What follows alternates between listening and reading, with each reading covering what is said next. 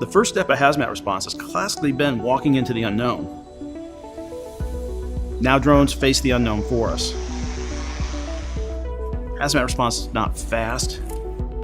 It takes much longer than many other forms of emergency response because you don't always know what you're dealing with, and it's dangerous.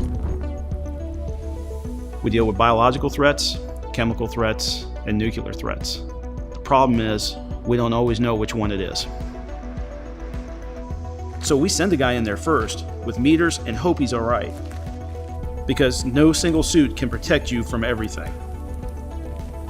These are fathers and sons, mothers and daughters. Equipment is disposable. People are not. Sometimes we forget the ones going in to save lives are people too, and we have to protect them.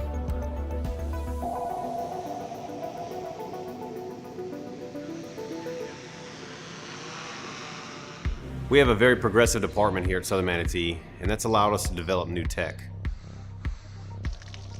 We started talking about using drones back in 2015. We looked at other options, but platforms like DJI's Inspire and M210 series have more capabilities and are much more cost effective. Before we get too close to an incident, we kind of want to make sure that the drone won't cause a spark that would ignite something flammable. So we want to test them beforehand. So far, every test that we've done with DJI's aircraft have had positive results. None of them have had any flammability issues. We really wanted to use the drones for more than just your basic eye in the sky. We wanted to use the drone in a way that could take some of the burden off our tech, such as recon, hazard ID, metering, and remote sensing. We worked with a company to design a bracket that could hold a hazmat meter for us while we're flying the M210. And just simply by using the onboard camera, we can turn it around and look right at the meter and get real-time data. One of the great things about it is we can carry our handheld meters down there without having to actually carry the meter down there ourselves. With the new payload SDK, we're hoping to be able to integrate some of these sensors right into the aircraft itself.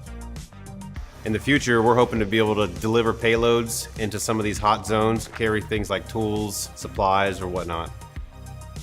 Not only does drone technology keep us safer, but by dramatically reducing our response time, it keeps the public safer as well. This is changing the way things have been done for the last 100 years, and it's changing it for the better.